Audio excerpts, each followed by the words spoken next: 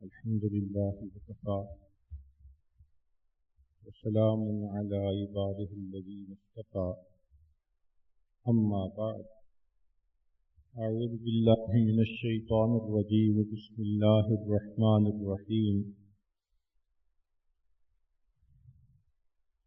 وراودته التي هو في بيتها عن نفسه وغلقت الأبواب وقالت هيت لك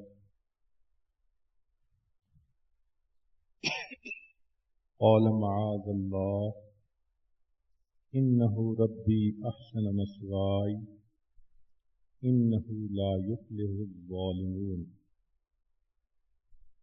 سبحان ربك رب العزة عما يصفون وسلام على المرسلين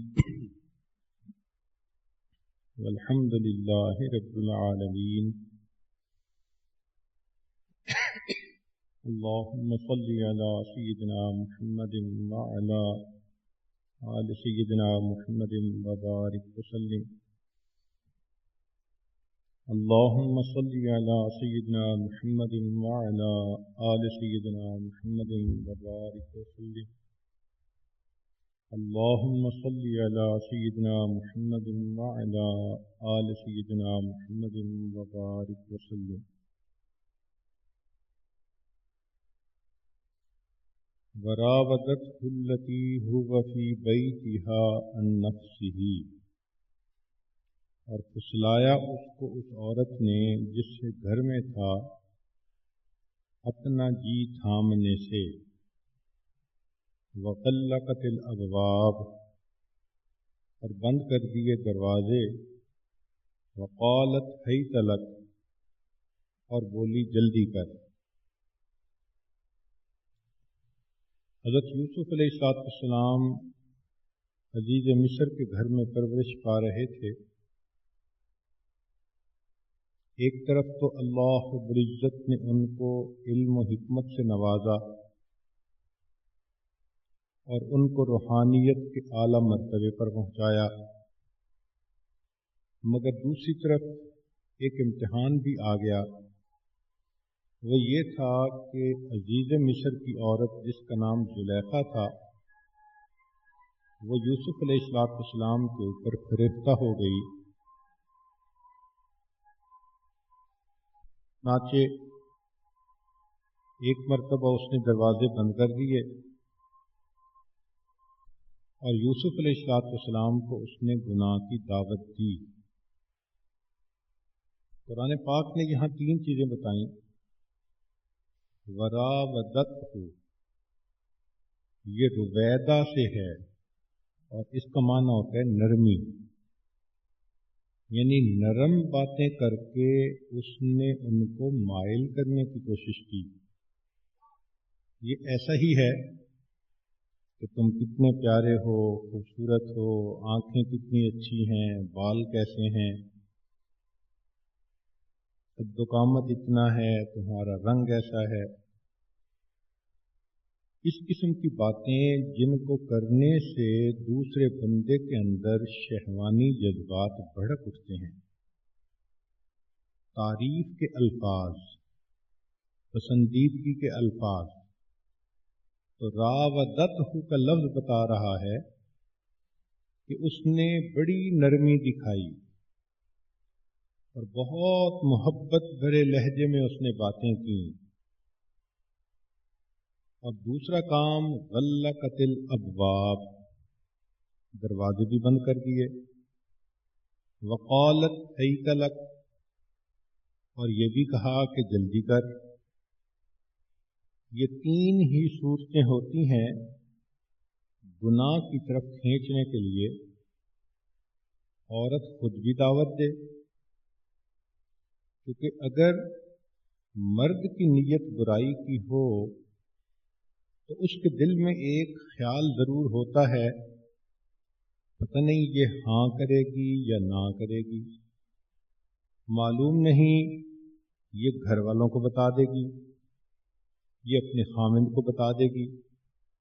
تو مرد گناہ کی دعوت دے تو اس کے ذہن میں ایک خلش ہوتی ہے کہ یہ دعوت قبول ہوگی یا نہیں ہوگی، لیکن جب عورت ہی دعوت دے، اور عورت بھی وہ کہ جس کے گھر میں ہر وقت رہ رہے ہیں، ہر وقت کا ساتھ ہے،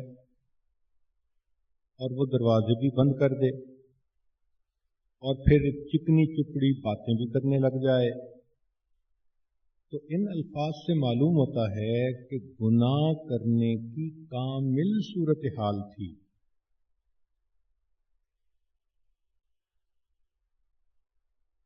قال معاذ اللہ، یوسف علیہ السلام نے اس کے جواب میں فرمایا، اللہ کی پناہ، انہ ربی احسن مثوائی، وہ عزیز مصر میرا اچھی طرح خیال رکھنے والا ہے، مجھے اچھی طرح رکھنے والا ہے، انہ لا یفلح الظالمون، بے شک بھلائی نہیں پاتے جو لوگ ناانصاف ہوتے ہیں۔ اس آیت مبارکہ کے چند الفاظ غور طلب ہیں۔ پہلے تو یہ کہ قرآن مجید میں عام دستور یہ ہے کہ کم سے کم الفاظ میں جو معنی بیان ہو سکتے ہیں وہ ہوں، ایک لفظ بھی فالتو استعمال نہیں کیا جاتا۔ اس جگہ پر اگر طرز کلام یوں ہوتا کہ کہا عزیز مصر کی بیوی نے، تو یہ کم الفاظ تھے، مگر قرآن مجید نے نام نہیں لیا بلکہ بات کی، کہا اس کو اس عورت نے جس کے گھر میں رہتا تھا، لمبی بات کی۔ تو مفسرین نے نکتہ لکھا کہ شریعت نے جب غیبت کو حرام قرار دیا تو یہ کیسے ممکن تھا کہ اللہ رب العزت کے کلام میں کوئی ایسی صورت نکلتی جس کو غیبت کہا جا سکتا۔ یہاں ہمارے لیے سمجھنے کی ایک بات ہے کہ دیکھو، اللہ رب العزت کلام فرما رہے ہیں اور اس عورت کا نام لے کر بات نہیں کر رہے کہ ڈائریکٹ نام لینے سے غیبت بن جاتی ہے، مجہول بات کی۔ ہم بھی اپنی مجلسوں میں، محفلوں میں اس ادب کا خیال رکھیں۔ کسی کی اگر برائی کا تذکرہ کرنا بھی ہو تو ڈائریکٹ کرنے سے وہ غیبت بنتی ہے، اور الغیبت اشد من الزنا، نبی اسلام نے فرمایا کہ غیبت زنا سے زیادہ برا عمل ہے۔ تو بات بھی کرنی ہو تو تھرڈ فارم میں کریں، مفہوم بھی پہنچ جائے اور انسان غیبت کے کبیرہ گناہ سے بھی بچ جائے۔ تو ان آیات، ان الفاظ سے یہ ہمیں سبق مل رہا ہے کہ اللہ رب العزت نے طرز کلام ایسا فرمایا کہ جس میں ڈائریکٹ نام نہیں لیا، حالانکہ نام لینے سے اگر یوں کہہ دیتے کہ راودت ہو، اس کو پھسلایا امرأۃ العزیز، عزیز کی بیوی نے، تو تھوڑے الفاظ تھے۔ تو معلوم ہوا کہ ہمیں واقعی غیبت سے بچنے کی بہت کوشش کرنی چاہیے۔ اب یہاں پر دیکھیے کہ حضرت یوسف علیہ السلام بھرپور جوانی کی عمر ہے، پھر تجرد کی زندگی ہے، اور پھر گھر میں عورت کے ہر وقت ساتھ رہنے کے مواقع بھی ہیں۔ یہ بھی خطرہ نہیں کہ دیکھنے والا کہے گا کہ تم اس عورت کے ساتھ کیوں کھڑے ہو، کیوں بیٹھے ہو، کیوں بات کر رہے ہو، اور اس عورت کو اس کے خاوند نے اجازت بھی دی ہوئی ہے، اور پھر وہ عورت دروازے بھی بند کر دیتی ہے اور باتیں بھی چکنی چپڑی کرتی ہے۔ تو یہ تمام صورتحال بتاتی ہے کہ ایسے موقع پہ تو بہت پہاڑ قسم کا بندہ بھی نرم ہو جائے، مگر نہیں، اللہ کی کچھ برگزیدہ ہستیاں ایسی ہیں جن کے دل میں اللہ رب العزت کا خوف ایسا ہوتا ہے، معصیت سے نفرت ایسی ہوتی ہے، یقین محکم ایسا ہوتا ہے کہ وہ برائی کے قریب بھی نہیں جاتے۔ چنانچہ حضرت یوسف علیہ السلام نے جواب میں یہی بات فرمائی، معاذ اللہ، اللہ کی پناہ۔ یہ معاذ اللہ کا لفظ بتا رہا ہے کہ ان کی نیت نہیں تھی، ارادہ بالکل نہیں تھا۔ اور واقعی جس نے بھی مصیبت میں اللہ کی پناہ مانگی، اللہ نے اس کو اس مصیبت سے محفوظ کیا۔ غور کیجیے، بی بی مریم کے پاس جبرائیل علیہ السلام بھرپور مرد کی شکل میں آئے تو اس طاہرہ نے جواب میں کیا کہا؟ قالت انی اعوذ بالرحمن، میں رحمان کی پناہ مانگتی ہوں۔ تو یہاں سے پتہ چلتا ہے کہ صدیقین کا طریقہ یہی ہوتا ہے۔ حضرت نوح علیہ السلام نے فرمایا تھا رب انی اعوذ بک، اللہ نے ان کو قوم سے نجات عطا فرما دی۔ ابراہیم علیہ السلام نے فرمایا اعوذ بالذی خلقتنی، اللہ نے نمرود سے نجات عطا فرما دی۔ یوسف علیہ السلام نے فرمایا معاذ اللہ، اللہ نے زلیخا سے نجات عطا فرما دی۔ ہمیں نبی علیہ السلام نے یہ دعا تلقین کی کہ صبح و شام پڑھا کرو، اعوذ بکلمات اللہ التامۃ کلھا من شر ما خلق۔ یہ ایسی عجیب دعا ہے کہ جب انسان اللہ کی پناہ مانگتا ہے، اللہ اپنی پناہ میں لے لیتا ہے۔ ہم معصیت کے جو مرتکب ہوتے ہیں اس کی بنیاد غفلت ہے۔ جب دل میں غفلت ہو پھر شیطان معصیت میں بڑے آسانی سے بندے کو کھینچ لیتا ہے، اور جب دل میں اللہ رب العزت کا دھیان ہو، آخرت کا یقین ہو، پھر انسان گناہ کی طرف مائل نہیں ہوتا۔ ایسے ہی ہے کہ سانپ دیکھنے میں کتنا خوبصورت، نرم بھی ہوتا ہے، اس کے اوپر جو پیٹرن بنا ہوتا ہے وہ خوبصورت بھی بہت ہوتا ہے، لیکن کوئی بندہ بھی اس کو ہاتھ لگانے پہ تیار نہیں ہوتا۔ کون ہاتھ لگاتا ہے؟ جو بچہ ہو، جو غافل ہو، جاہل ہو، پتہ نہ ہو کہ انجام کیا ہوگا۔ بالکل یہی مثال ہے کہ گناہ کا موقع ملتے ہی اس بندے کے دل میں رال ٹپکتی ہے جو غافل ہوتا ہے، جاہل ہوتا ہے، فوراً گناہ کی طرف اس کا بڑا جلدی وضو ٹوٹ جاتا ہے۔ اور جس کے دل میں احساس ہو، خیال ہو، دھیان ہو، وہ حرام کام کی طرف نہیں جاتا۔ چنانچہ یوسف علیہ السلام نے معاذ اللہ کا لفظ کہہ کر جتنا شیطان نے یہ منظر بنایا تھا اس سب کو چکنا چور کر دیا، اور پھر آگے انہوں نے ایک دلیل دی جو بڑی مضبوط تھی کہ عزیز مصر کتنا اچھا ہے اور اس نے مجھے کتنے اچھے انداز سے رکھا ہے۔ اب ذرا غور کیجئے، یہاں پر یہ بات سمجھ میں بھی آتی ہے کہ ایک لڑکا لڑکپن میں اپنے گھر سے دور، والد کی محبت سے دور، بھائیوں سے دور، پردیس کے اندر ایک اکیلا انجان لوگوں میں ہے، تو اس کو تو گھر کی یاد آتی ہوگی، اور پھر گھر میں اگر اس کو کسی نے اچھے طریقے سے رکھا تو اس کے دل میں عزیز مصر کا احسان بھی ہوتا ہوگا کہ دیکھو میں بے سہارا تھا، یہ چاہتا تو غلاموں کی طرح مجھے ذلیل کر کے رکھتا، بے حیثیت بنا کے رکھتا، اس بندے نے کتنا بھلا کیا، مجھے شفقت دی، محبت دی، گھر دیا، سہولیات دی، اور مجھے کتنے اچھے طریقے سے رکھا۔ تو یہ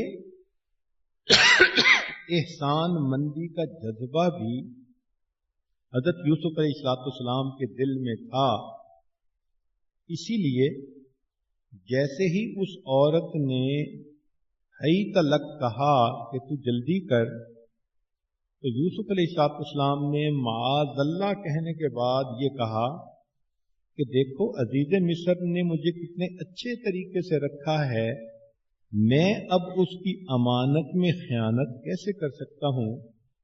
انہ لا یفلح الظالمون، بے شک ظالم فلاح نہیں پاتے۔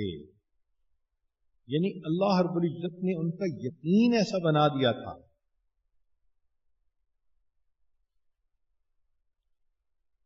یہ یقین بن جائے تو پھر گناہوں سے بچنا آسان ہے۔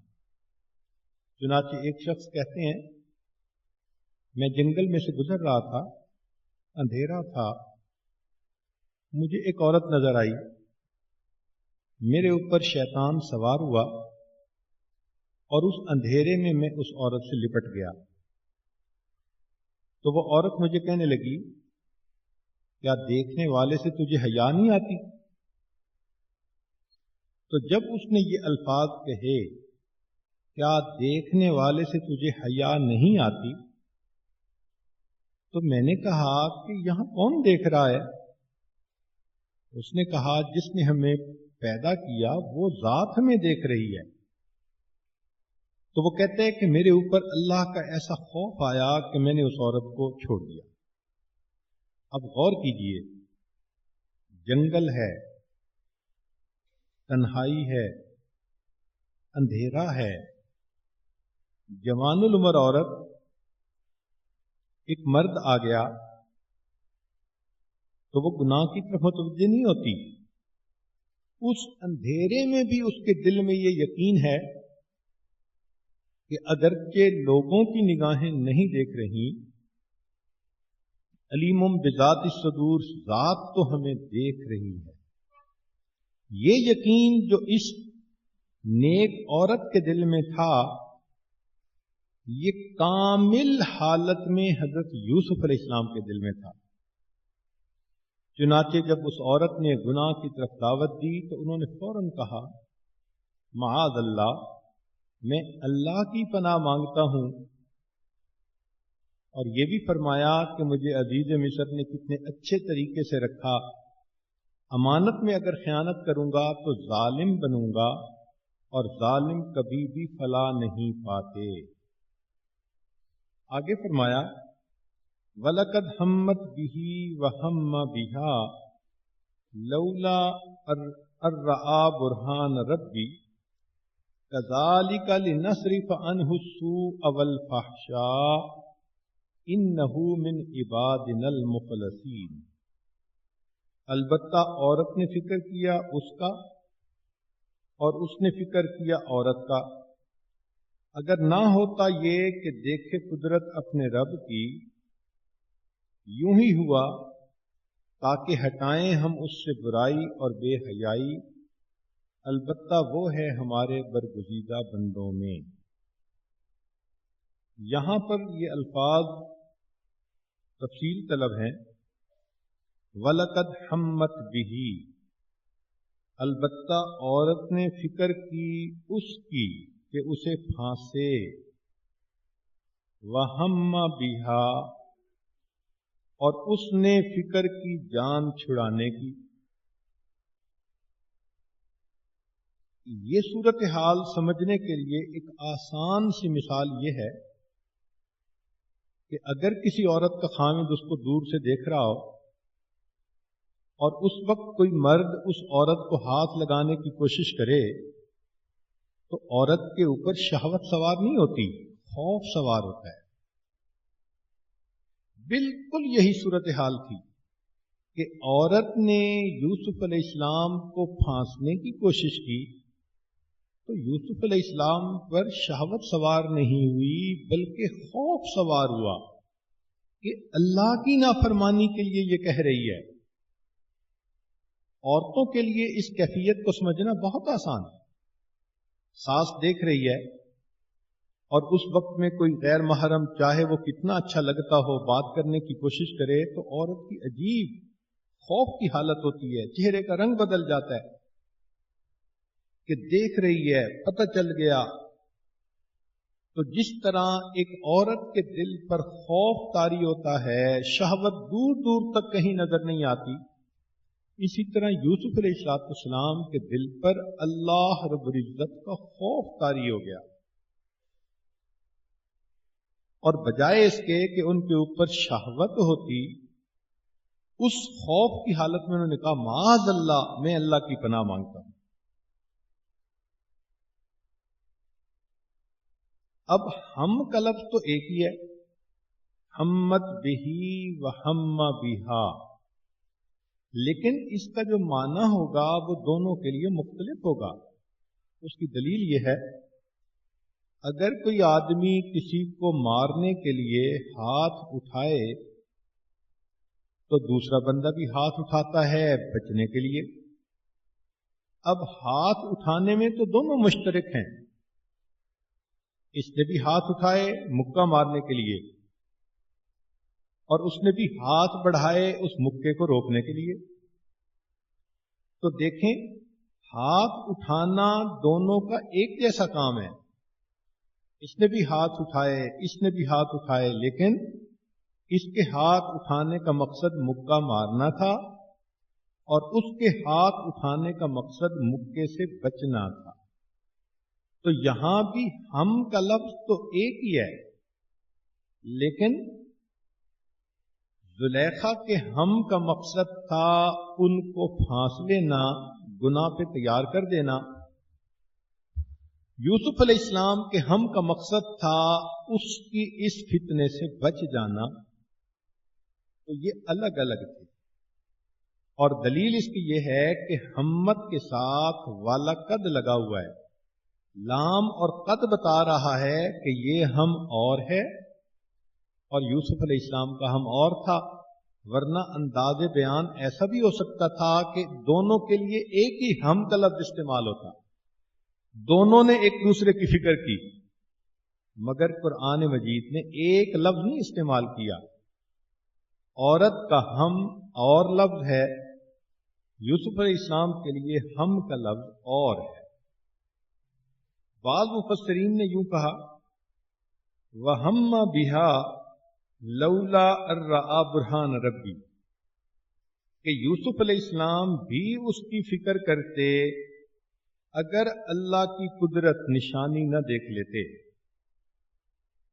یہ ایسے ہی بنے گا جیسے قرآن مجید کی آیت ہے، ان کادت لتبدی بہ لولا ان ربطنا علی قلبہا، اگر ہم موسیٰ علیہ السلام کی والدہ کے دل پر گرا نہ دے دیتے تو وہ راز کھول بیٹھتی۔ تو اس صورت میں معنی یہ بنیں گے کہ اگر یوسف علیہ السلام اللہ کی نشانیاں نہ دیکھتے تو وہ بھی عورت کی طرف متوجہ ہو جاتے۔ اگر یہ معنی لیں تو بھی بات صاف ہوتی ہے۔ یہ برہان کیا تھا؟ بعض مفسرین نے لکھا کہ حضرت یعقوب علیہ السلام نظر آئے، اور سمجھ میں بھی بات آتی ہے کہ چونکہ یعقوب علیہ السلام نے بتایا ہوا تھا کہ اللہ کی تم پر رحمت ہوگی، اللہ تمہیں اعلیٰ مقام دیں گے، وہ نعمت دیں گے جو تمہارے باپ دادا کو دی، تو ایسی صورتحال میں یوسف علیہ السلام کے دل میں یہ دھیان تو ہر وقت ہی رہتا ہوگا، اور اس میں اگر کسی نے گناہ کی دعوت دی تو فوراً باپ کا خیال آیا ہوگا کہ انہوں نے مجھے کہا تھا کہ تمہیں یہ نعمت ملنی ہے۔ لہذا یعقوب علیہ السلام کی شبیہ کا نظر آ جانا یہ بھی بعید نہیں۔ بعض کہتے ہیں کوئی ہاتھ ظاہر ہوا،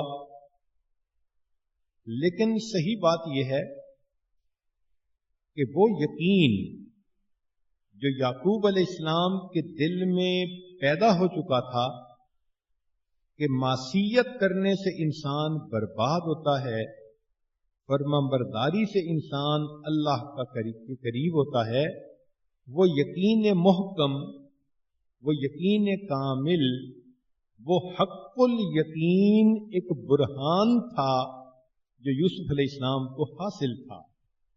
چنانچہ اس کی وجہ سے ان کے ذہن میں فوراً خیال والد کی طرف گیا۔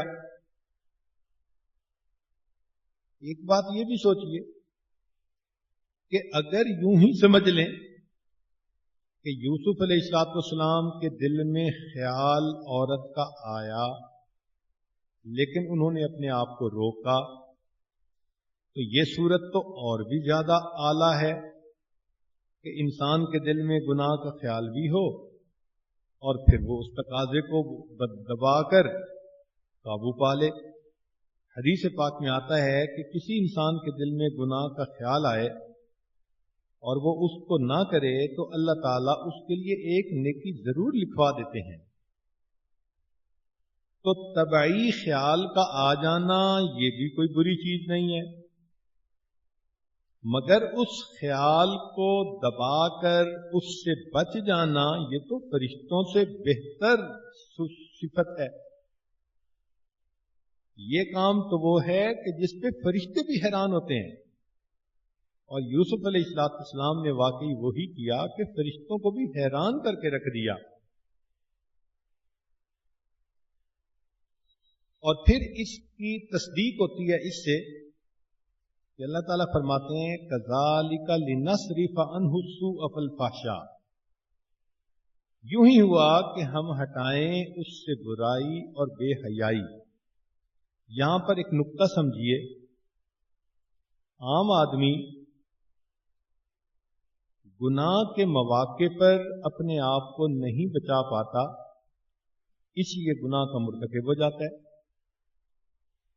لیکن جو اللہ کے اولیاء ہوتے ہیں وہ محفوظ ہوتے ہیں، ان پر اگر گناہ کے موقع آئیں اور ان کی طبیعت بھی گناہ کی طرف متوجہ ہونے لگے تو اللہ رب العزت ان کی حفاظت فرماتے ہیں، وہ اللہ کی حفاظت میں ہوتے ہیں۔ جیسے فرمایا ان عبادی لیس لک علیہم سلطان، جو میرے بندے ہوں گے بدبخت شیطان تیرا ان پر داؤ نہیں چل سکے گا۔ تو اولیاء اللہ کو یہ نعمت حاصل ہوتی ہے کہ گناہ کے موقع پر مائل بھی ہونا چاہیں تو اللہ ان کو مائل نہیں ہونے دیتے، وہ محفوظ ہوتے ہیں۔ بچہ انگارہ ہاتھ میں اٹھانا بھی چاہے تو ماں نہیں اٹھانے دیتی۔ یہی حال ان اہل اللہ کا ہوتا ہے کہ گناہ کی صورتحال میں متوجہ بھی ہونے لگیں تو اللہ ان کو وہاں سے ہٹا لیتے ہیں۔ تو عوام الناس کا حال کہ محفوظ نہیں ہوتے، گناہ کے مرتکب ہو بیٹھتے ہیں۔ اہل اللہ کا حال کہ اگر متوجہ ہونے بھی لگیں تو اللہ کی رحمت ان کی دستگیری کرتی ہے اور اللہ تعالیٰ ان کو گناہ کا مرتکب نہیں ہونے دیتے۔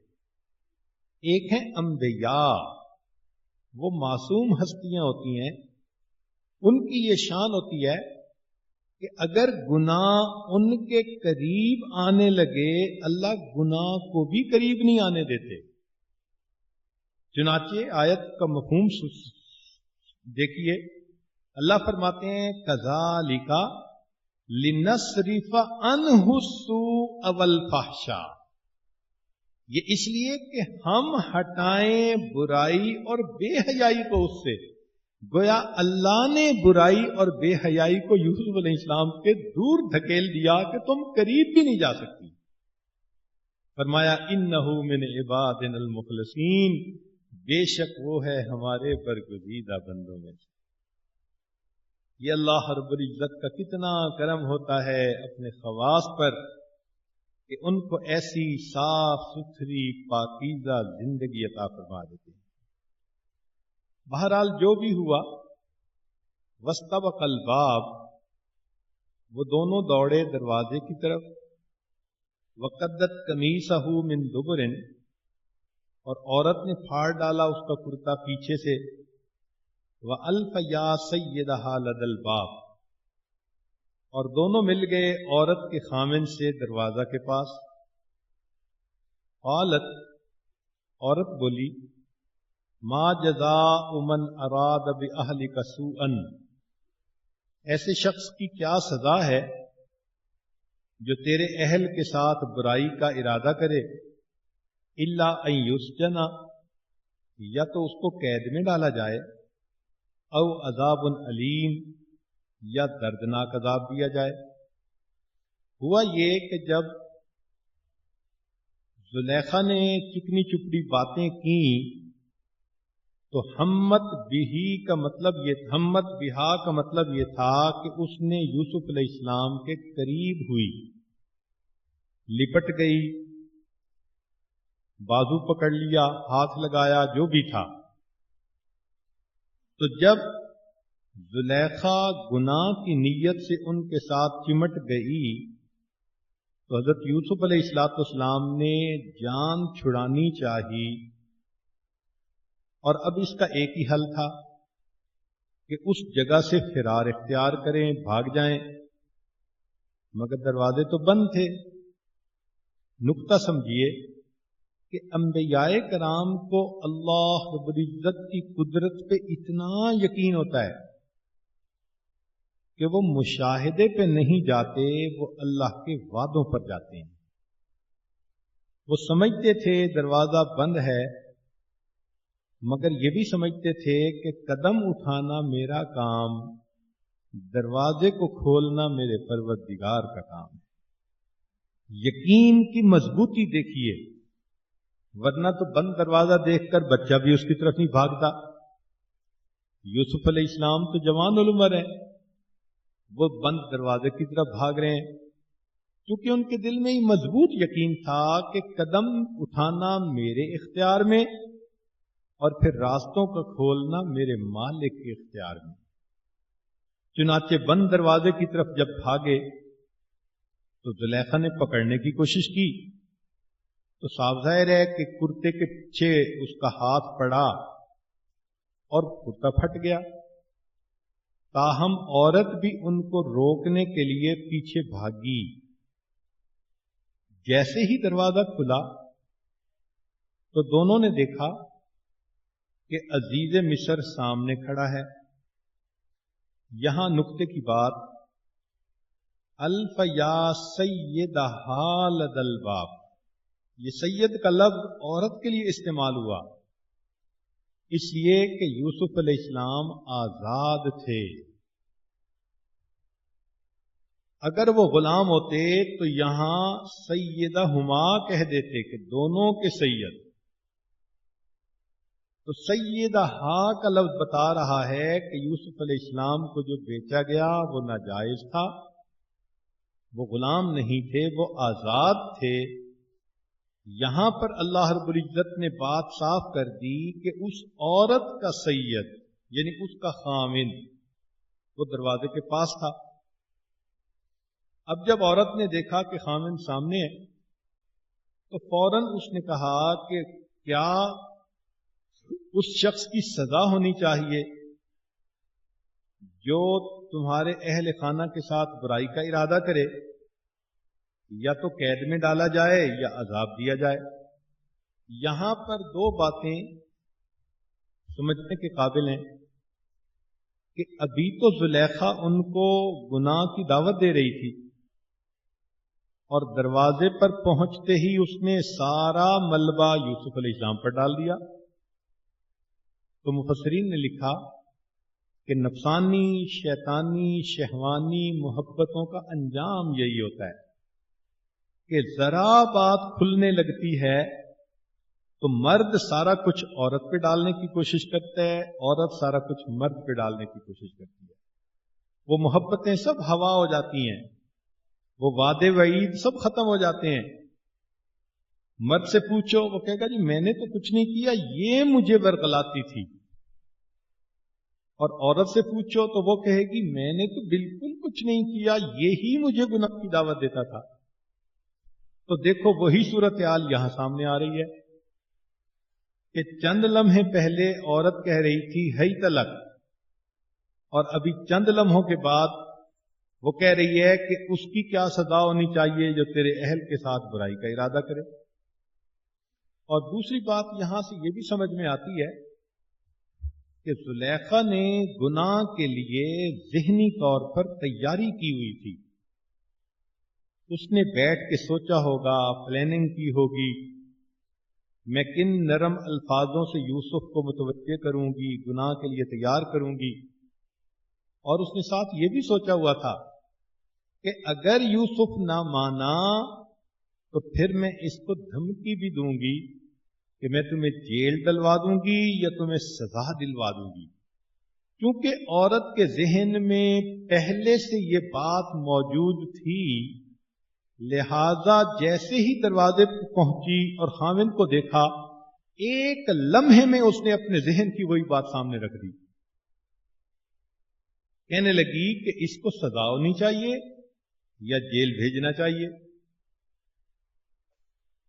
اس موقع پر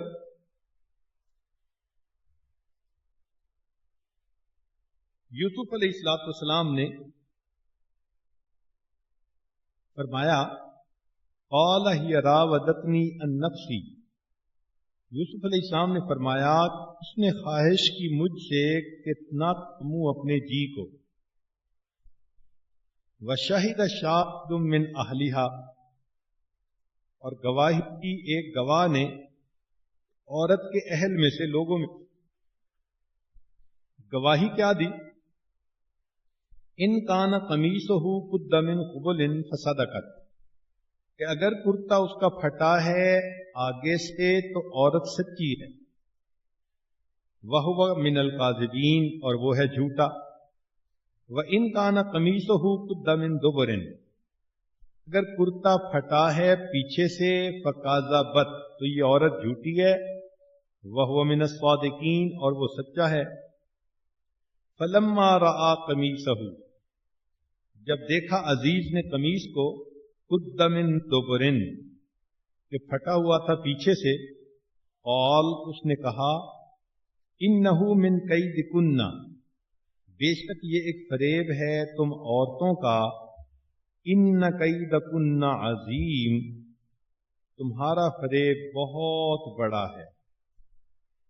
یوسف اعرض عن ھذا، یوسف جانے دے اس بات کے تذکرے کو، واستغفری لذنبک، اے عورت تو استغفار پر اپنے گناہ پر، انک کنت من الخاطئین، بے شک تیری ہی خطا ہے، تو ہی گناہگار ہے۔ یہاں پر چند الفاظ توجہ طلب ہیں۔ پہلی بات، وشہد شاہد من اہلہا، گواہی دی ایک گواہ نے۔ مفسرین نے فرمایا کہ ایک معصوم بچہ تھا جو بول پڑا اللہ کی قدرت سے، اور اس نے یوسف علیہ السلام کی گواہی پر مضبوط دلیل دی۔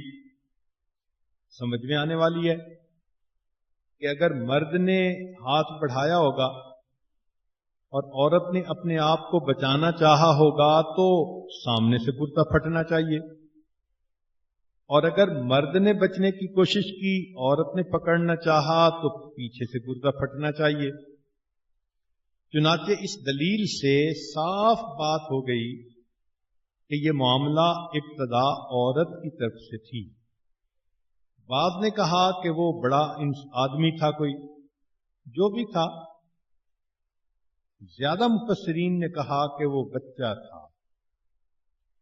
کتابوں میں لکھا ہے 4 مواقع ایسے ہیں جن پر بچوں نے گفتگو کی، حالانکہ بچے تو نہیں بولتے، چھوٹے بچے، مگر 4 مواقعوں پر گفتگو کی۔ پہلا موقع، فرعون نے ایک عورت کو آگ میں ڈالا تو پہلے اس کے بچوں کو ڈالا اور کہا کہ تمہیں بھی ڈال دوں گا، تم اس دین سے پیچھے ہٹ جاؤ۔ وہ عورت گھبرائی تو اس کے چھوٹے بچے نے آگ میں سے ہم کلامی کی کہ امی آ جاؤ، یہاں کوئی تکلیف نہیں۔ تو ایک تو یہ عورت بچے کی ہم کلامی کا واقعہ۔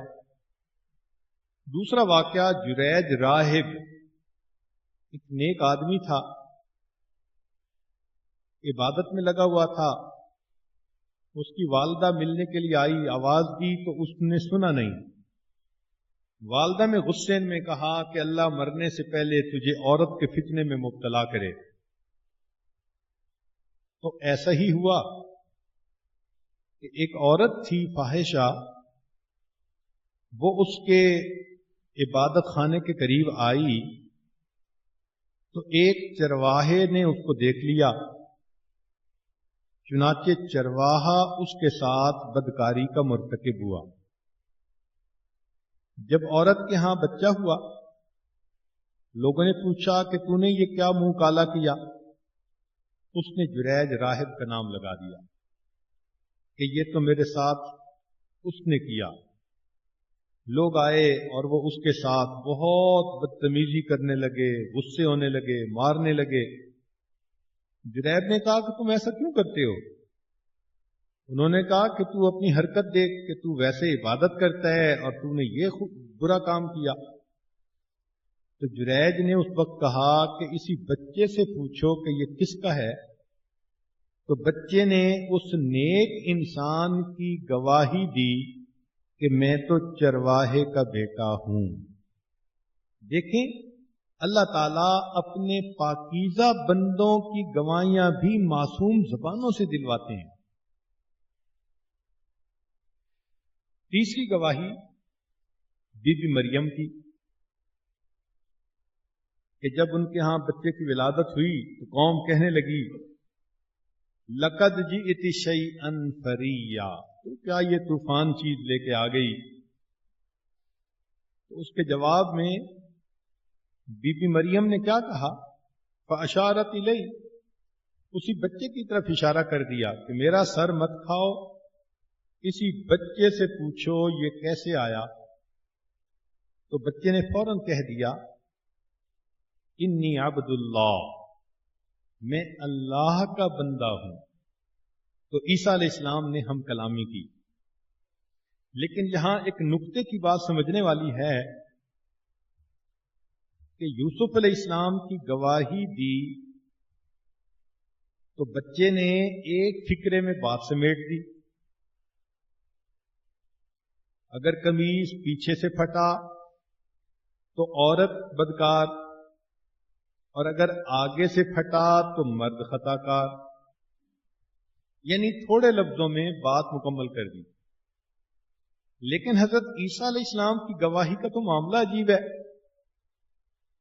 کہ حضرت عیسیٰ علیہ السلام نے تو ایک لمبی بات شروع کر دی، انی عبد اللہ آتانی الکتاب وجعلنی نبیا وجعلنی مبارکا اینما کنت وأوصانی بالصلاة والزکاة ما دمت حیا وبرا بوالدتی ولم یجعلنی جبارا شقیا والسلام علی یوم ولدت ویوم اموت ویوم ابعث حیا ذالک عیسی ابن مریم۔ ان دونوں گواہیوں میں ایسے فرق کیوں ہے؟ تو مفسرین نے ایک عجیب نکتہ لکھا کہ دیکھیں، یوسف علیہ السلام پر بہتان لگانے والی ایک عورت تھی، لہذا بچے نے ایک فکرے میں بات مکمل کر دی۔ یہاں بی بی مریم پر بہتان لگانے والی پوری قوم تھی، ایک مجمع تھا جس نے یہ کہا تھا کہ بی مریم تو نے یہ کیا کام کر ڈالا۔ تو چونکہ بہتان لگانے والے لوگ زیادہ تھے، لہذا عیسیٰ علیہ السلام نے اس قوم کے سامنے واعظ کیا۔ چنانچہ عیسیٰ علیہ السلام کا کلام ایسے ہی نظر آتا ہے جیسے کوئی تقریر کر رہا ہو کسی کے سامنے۔ سبحان اللہ، یہ شان دیکھی اللہ تعالیٰ کی کہ جہاں جیسی صورتحال تھی وہاں ویسی ہی گواہی دلوائی۔ جو ایک تھی اس کے سامنے ایک فکرے میں بات ختم، اور جہاں پوری قوم تھی وہاں میرے پیارے عیسیٰ علیہ السلام بچے بولتے تو نہیں، لیکن آج اپنی ماں کی پاک دامنی کی خاطر آپ کو تقریر کرنی پڑے گی، بیان کرنا پڑے گا۔ چنانچہ عیسیٰ علیہ السلام کا طرز کلام دیکھیے تو پتہ چلتا ہے کہ واقعی انہوں نے بیان فرمایا۔ تو ایک فرعون نے عورت کو بہکانا چاہا، ایمان سے ہٹانا چاہا، تو اس کے بچے نے ہم کلامی کی۔ دوسرا جریج راہب کی پاکدامنی کے لیے بچے نے گواہی دی، تیسرا بی بی مریم کی پاکدامنی کے لیے عیسیٰ علیہ السلام نے گواہی دی، اور چوتھا یوسف علیہ السلام کی پاکدامنی کے لیے بچے نے گواہی دی۔ اسی لیے کتابوں میں لکھا ہے کہ جب یوسف علیہ السلام ملک کے بادشاہ بن گئے اور قحط کے 15 سال ختم ہو گئے تھے، تو لوگ ان کے پاس آیا کرتے تھے غلہ لینے کے لیے۔ تو اس موقع پر ایک لڑکا آیا، اس کی جوانی تھی اس نے لوگوں کو کہا مجھے غلہ چاہیے، لوگوں نے دے دیا۔ وہ کہنے لگا کہ مجھے اور چاہیے، تو انہوں نے بتایا جو کام کرنے والے تھے، بھئی ہمارے اختیار میں جو تھا ہم نے دے دیا، زیادہ چاہیے تو یوسف علیہ السلام سے جا کے بات کر لو، ان کا اختیار ہے، ان کی جیورسڈکشن میں ہے، جس کو چاہیں جتنا دیں۔ تو وہ نوجوان لڑکا یوسف علیہ السلام کے پاس آیا کہ مجھے غلہ چاہیے، آپ نے بھی چند بوری دینے کا حکم دے دیا۔ وہ کہنے لگا نہیں مجھے اور چاہیے۔ یوسف علیہ السلام نے فرمایا بھائی ان عمال نے جو کام کرنے والے تھے انہوں نے بھی غلہ دیا، میں نے بھی غلہ دیا، اور آپ اور ڈیمانڈ کر رہے ہیں مجھ سے۔ تو وہ لڑکا کہنے لگا کہ جی آپ کو اگر میرا پتہ چل جائے کہ میں کون ہوں تو مجھے بہت زیادہ آپ غلہ دیں گے۔ یوسف علیہ السلام بڑے حیران ہوئے، پوچھا کہ تو کون ہے بھائی؟ وہ کہنے لگا حضرت میں وہی بچہ ہوں جس نے بچپن میں آپ کی پاک دامنی کی گواہی دی تھی، اب میں بڑا ہو کر جوان ہو گیا ہوں۔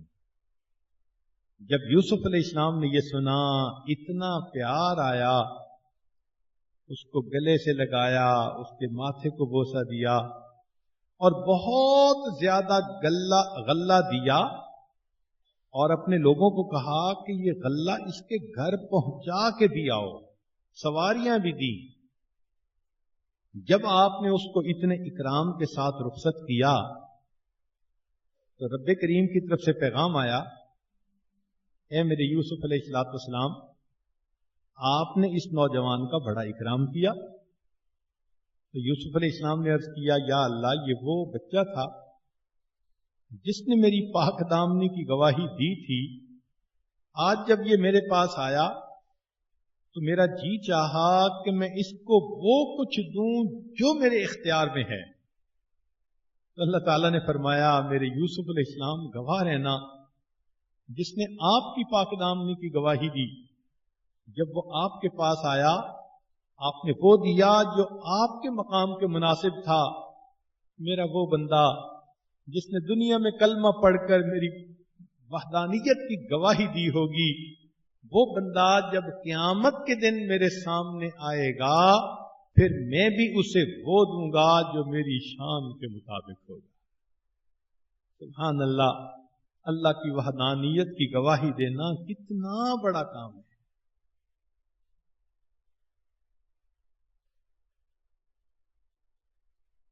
تو یوسف علیہ السلام کی بات سچ نکلی اور عزیز مصر کو پتہ چل گیا کہ معاملے کی حقیقت کیا ہے، تو اس نے کہا یوسف اعرض عن ھذا، یوسف آپ اس بات کا کہیں تذکرہ نہ کریں، واستغفری لذنبک، اے عورت تو بخشوا اپنا گناہ۔ یہاں سوال پیدا ہوتا ہے کہ وہ عورت تو مشرکہ تھی، بتوں کی پوجا کرنے والی، تو اس کو استغفار کے لیے کیوں کہا؟ تو مفسرین نے فرمایا کہ دیکھیں اگرچہ مشرکہ تھی مگر اللہ کا تصور تو تھا اس کے دل میں، وہ اللہ کو بھی مانتی تھی اور اللہ کے ساتھ بتوں کو بھی شریک کرتی تھی، لہذا مشرکین کے اندر بھی گناہ اور نیکی کا احساس ضرور ہوتا ہے، تو وہ بھی سمجھتا تھا کہ یہ اس عورت نے گناہ کا کام کیا، لہذا اس عورت کو اس نے تلقین کی کہ تو استغفار کر، یعنی بیوی کو کہا کہ آئندہ ایسی بدتمیزی مت کرنا، یہ کہنے کا مقصد تھا۔ انک کنت من الخاطئین، بے شک تو ہی گناہگار تھی۔ یہاں پر ایک لفظ تفصیل طلب ہے کہ عزیز مصر نے کہا کہ انہو من کیدکن، بے شک یہ فریب ہے تم عورتوں کا، یہ جمع کا صیغہ ہے، حالانکہ وہاں تو ایک عورت تھی، تو یوں کہنا چاہیے تھا کہ یہ فریب ہے تو عورت کا، مگر جمع کا صیغہ اس لیے لگایا کہ عمومی طور پر عورتوں کا ایک انداز ہوتا ہے، تو اس نے وہ عورتوں کی جماعت کا جو انداز تھا اس کا تذکرہ کیا کہ ابھی کہہ رہی تھی ہی تلک، اور ابھی کہہ رہی ہے کہ جو تمہارے اہل خانہ کے ساتھ برائی کا ارادہ کرے کیا سزا ہونی چاہیے۔ تو چونکہ یہ فریب زیادہ ہوتا ہے اس جماعت میں، اس لیے کہا کہ انہو من کیدکن، یہ تمہارا فریب ہے، ان کیدکن عظیم، تمہارا فریب بڑا ہوتا ہے۔ قرآن مجید نے 12 چیزوں کو بڑا کہا، ایک تو اللہ تعالیٰ نے اپنی ذات کو بڑا کہا، وہو العلی العظیم، اس لیے کہ عظمتیں اور کبریائی اس کا مالک اللہ رب العزت ہے۔ قرآن مجید کو کہا والقرآن العظیم، اس لیے کہ وہ اللہ کا کلام، ایک رب العرش العظیم، عرش کو بڑا کہا، واقعی اللہ کا عرش، ایک نبی علیہ السلام کے اخلاق کو عظیم کہا، خلق عظیم، وَإِنَّكَ لَعَلَىٰ خُلُقٍ عَظِيمٍ، جو زخم کھا کر بھی دشمنوں کو دعا دے، واقعی اس کے اخلاق عظیم ہی ہوں گے۔ ایک اسماعیل علیہ السلام کی جگہ جو جانور ذبح ہوا، فرمایا وَفَدَيْنَاهُ بِذِبْحٍ عَظِيمٍ، اس لیے کہ وہ بچہ اللہ کے نام پہ قربان ہو رہا تھا اور یہ بڑا عمل تھا اس کا، تو اس کی خاطر جو جانور ذبح ہوا اس کو بھی پھر کہا کہ بڑی قربانی تھی۔ ایک کہا ان الشرک لظلم عظیم، شرک عظیم ظلم ہے، گناہ اکبر ہے، کیونکہ اللہ کے ساتھ کسی کو شریک کرنا۔ ایک فرعون کے جادوگروں کے عمل کو کہا وَجَاءُوا بِسِحْرٍ عَظِيمٍ، کہ انہوں نے رسیوں کو سانپ بنا دیا تھا۔ ایک ملکہ بلقیس کے تخت کو لہا عرش عظیم، ایک قیامت کے دن کے زلزلے کو زلزلۃ الساعۃ شیء عظیم، فیصلے کا دن۔ ایک جب سیدہ عائشہ صدیقہ رضی اللہ عنہا پر بہتان لگایا منافقین نے تو فرمایا بہتان عظیم، چونکہ پاک دامن کی دل آزاری کی تھی۔ ایک فرمایا کل ہوا نبأ عظیم، کہ دوست دشمن ہو جائیں گے اس دن۔ اور ایک عورتوں کے مکر کے بارے میں اللہ فرماتے ہیں ان کیدکن عظیم، بے شک تمہارا مکر بڑا ہوتا ہے۔ اس کی ریزن یہ ہے کہ عورت اگر گناہ پہ مائل کرنا چاہے تو مرد بہت جلدی پھسل جاتا ہے۔ اس کی تصدیق بخاری شریف کی حدیث سے نبی علیہ الصلوۃ والسلام نے ارشاد فرمایا عورتوں کو خطاب کر کے کہ اے عورتوں کی جماعت، ما رأیت اذهب للب الرجل الحازم من احداکن،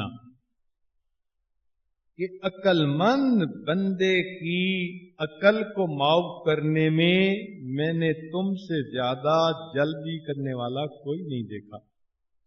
یعنی عورتوں کو یہ بات فرمائی کہ تم ایسی قوم ہو کہ عقل مند بندے کی عقل کو اڑا دیتی ہو. تو عورت جب خود گناہ کی دعوت دے تو بڑے بڑوں کا وضو ٹوٹ جاتا ہے. اس لیے ان کے فتنے کو بڑا فتنہ کہا. اور نبی علیہ السلام نے یہ بھی ارشاد فرمایا ما ترکت بعدی فتنتن یا اضر علی الرجال من النساء، کہ میں نے اپنے بعد مردوں کے لیے عورتوں سے بڑا نقصان دینے والا فتنہ اور کوئی نہیں چھوڑا. تو مرد کے لیے عورت کا فتنہ بہت نقصان دینے والا. یہی شریعت کی خوبصورتی ہے کہ مردوں کو بھی تلقین کی کہ عورتوں کی طرف مت نگاہ اٹھائیں، عورتوں کو تلقین کی کہ مردوں کی طرف نگاہ نہ اٹھائیں، غیر محرم کو نہ دیکھیں، نگاہوں کو نیچے رکھیں. اس سے دونوں کے دل پاک صاف رہیں گے اور پاک دامنی کی زندگی نصیب ہوگی. اب ذرا غور کیجئے کہ قرآن مجید میں شیطان کے مکر کے بارے میں اللہ فرماتے ہیں ان کید الشیطان کان ضعیفا، کہ شیطان کا مکر کمزور. اور عورتوں کے مکر کے بارے میں کہا ان کیدکن عظیم. اس کا مطلب کہ شیطان بھی بہکانے کی اتنی طاقت نہیں رکھتا جتنی عورت رکھتی ہے. عورت جب برائی کے راستے پر چل پڑتی ہے تو شیطان بھی اس کا شاگرد بن جاتا ہے. اسی لیے اللہ سے پناہ مانگنی چاہیے، اے اللہ ہمیں شر سے محفوظ فرما، بدکاری سے محفوظ فرما، ہمیں اپنی پسندیدہ پاک دامنی والی زندگی نصیب فرما، اور ہمیں گناہ کے موقع سے بھی محفوظ فرما. غم حیات کے سائے محیط نہ کرنا، غم حیات کے سائے محیط نہ کرنا، کسی غریب کو دل کا غریب نہ کرنا. میں امتحان کے قابل نہیں میرے مولا، مجھے گناہ کا موقع نصیب نہ کرنا. ہمیں یہ دعا مانگنی چاہیے صبح شام پروردگار سے، اے اللہ ہم امتحان کے قابل نہیں ہیں، ہمیں گناہ کے موقعوں سے بھی محفوظ فرما دینا. اللہ تعالی ہمیں محفوظ فرمائے اور پاک دامنی کی زندگی نصیب فرمائے. کل اتوار ہے تو کل کے بیان میں مزید تفصیل کریں گے کہ حضرت یوسف علیہ السلام کن باتوں کی وجہ سے اس گناہ کبیرہ سے بچ گئے، اور ہم وہ صفات اپنے اندر کیسے پیدا کریں کہ ہم بھی پاک دامنی کی زندگی گزاریں.